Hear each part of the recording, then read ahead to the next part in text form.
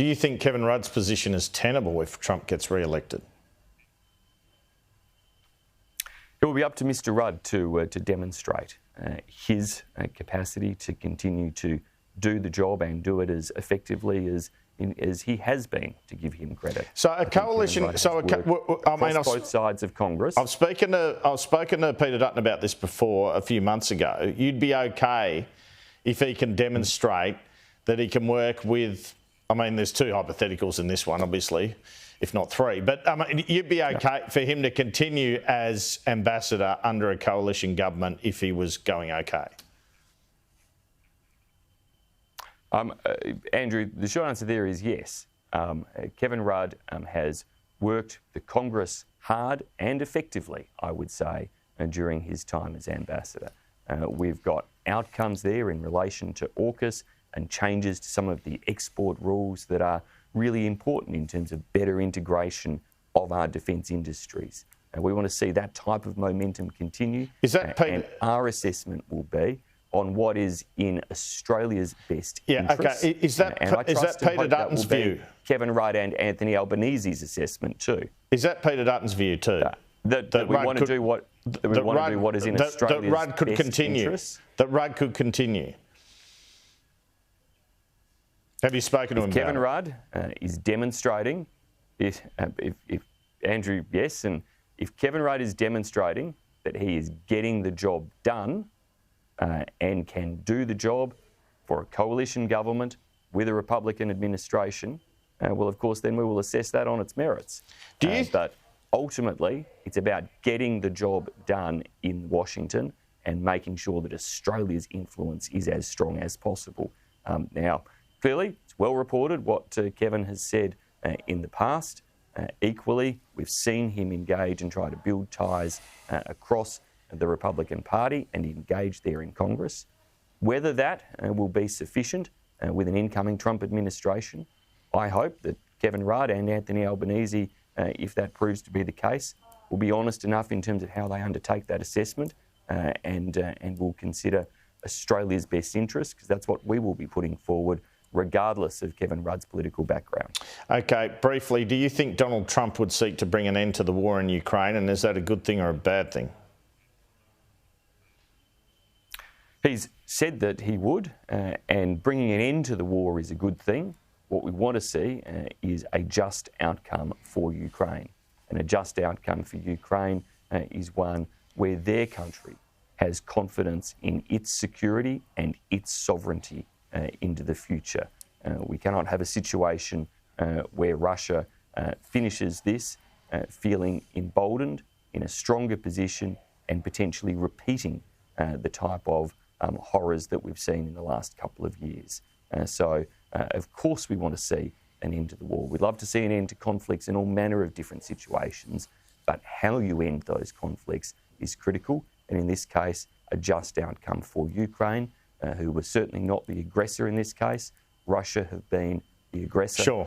Russia have, of course, pursued this in a way that is a huge violation of Ukraine's territorial sovereignty, but also, importantly, if they are allowed to feel victorious and to be in a situation where they feel empowered to do it again, it sends a terrible signal to other autocrats around the world.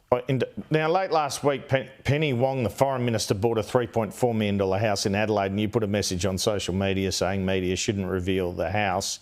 What was that about? Safety and security for any politician, Andrew. Media are free to report these things. We disclose our interests. There's been plenty of a discussion about declaration of interests. We disclose those. If you think it's newsworthy, you report it.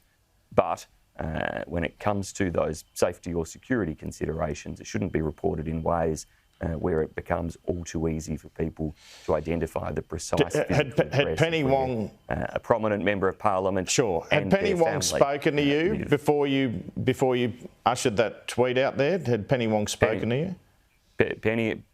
Penny and I had no engagement whatsoever before I put that. Do you have a similar issue with Anthony Albanese's house purchase and where that's located?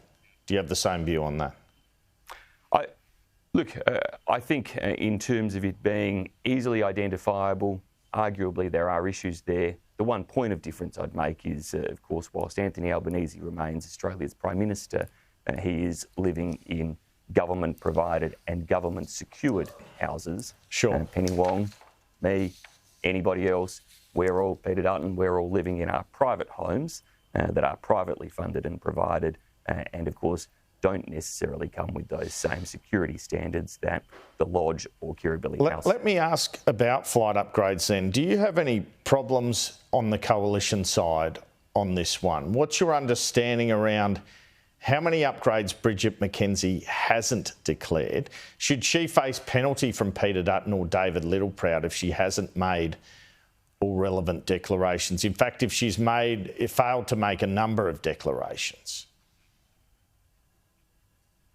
Well, Andrew, it is a responsibility for us to make our declarations, and we should be keeping those up to date. And if people have had administrative errors in their own undertakings or those of their officers, then they need to rectify and fix those.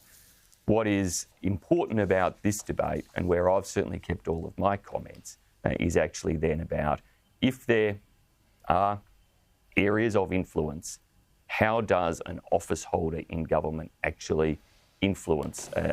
How is that government applying that influence, and how does it influence their decisions? And in the case of Anthony Albanese, none of this really would have been a matter of public interest if it wasn't for the decision this government took around Qatar Airways and their refusal to provide them with additional flight slots in and out of Australia.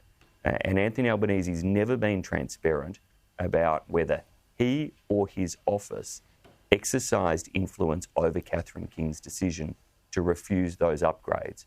We know that Catherine King gave the Virgin CEO every indication that she was about to approve them, and then suddenly the decision was delayed for months, and then it was rejected.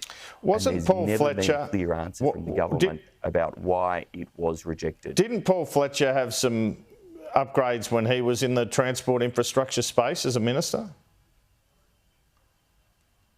I've seen media reports of that. I can't say that I've gone looking for those things. Paul, I don't think, has ever had responsibility for aviation policy, though. Simon Birmingham, thanks for your time. Thanks, Andrew. My pleasure.